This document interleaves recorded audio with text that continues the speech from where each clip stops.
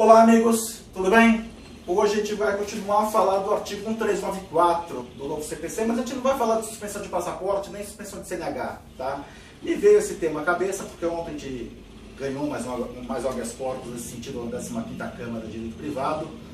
A gente está colocando aqui embaixo nos comentários o número do processo, mas a questão de fundo que a gente queria colocar hoje é o seguinte: quando nós conseguimos a primeira liminar, um caso no Brasil, que foi aqui no Fórum de Pinheiros, inclusive, contra a decisão que determinou a suspensão de passaporte de CNH, um colega meu, o Dr. Gilberto Carlos, e fez a seguinte indagação, e eu achei interessante, colega de academia, inclusive.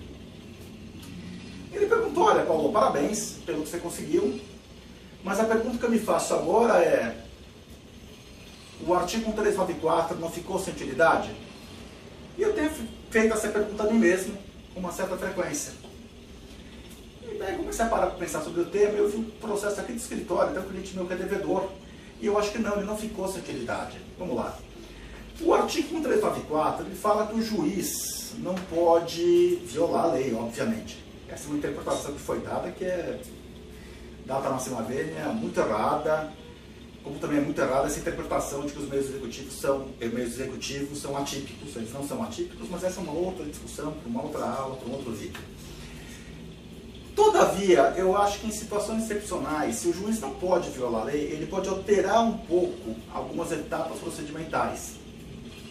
Da mesma forma que muitas vezes uma cautelar, que uma tutela antecipada, que uma tutela de evidência, que uma tutela de urgência é concedida sem oitiva da parte contrária, porque eventualmente o contraditório pleno pode atrapalhar a própria estrutura do processo, eu acho que em alguns casos isso é possível fazer-se sim. E eu vou dar um exemplo.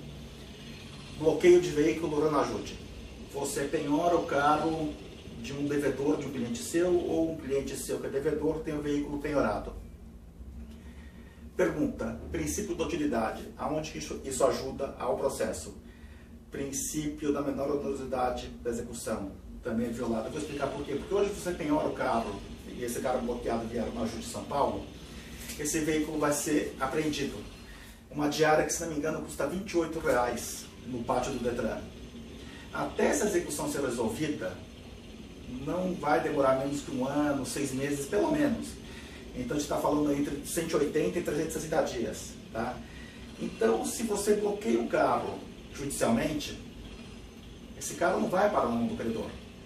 Esse carro vai para um pátio do Detran, vai gerar um débito somente com diárias de algo entre R$2.000 e R$6.000, além do fato de que o carro parado 1 ano no pátio do Detran está sujeito ao não funcionamento do veículo, desgaste de peças móveis, chuva, sol, etc. Quer dizer, depois de 1 ano esse carro virou um lixo, virou algo imprestável. Então, você como advogado do credor ou como advogado do devedor, você tem que situação. Essa penhora não resolve entre as partes, não é útil processualmente a satisfação do débito, a satisfação do crédito. Pelo contrário, pode até atrapalhar a própria satisfação do crédito. Essa é uma outra questão também. E também viola o princípio da menor onerosidade. Da mesma forma que se faz em cautelar, será que não seria interessante que neste tipo de situação um magistrado, de imediato, ao deferir a penhora via sistema Ranajude, já determinasse que o credor deveria se tornar fiel depositário daquele veículo, podendo passar a ser devedor em caso de má conservação, alguma coisa que o valha, para que aquele veículo fosse vendido de uma forma menos traumática com leilão e pudesse se apurar um valor mais próximo do mercado e se pudesse depositar aquilo no processo para se discutir o mérito da dívida. Isso seria muito mais viável.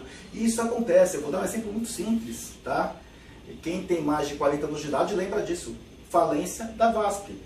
A massa falida da VASP arrecadou os aviões da empresa, aviões funcionais que voavam, etc. Esses aviões ficaram por 20 anos parados em pátios, tá? Sem funcionar, sem que sequer encostassem neles. Esses aviões viraram sucata, muitos deles foram canibalizados e acabaram sendo vendidos no final da conta, no final do processo de falência da VASP, em leilões como sucata. Era mais razoável que os adventos tivessem sido alienados a terceiros que depositassem em juízo o valor da alienação, de um eventual leasing que fosse feito, etc., para evitar isso.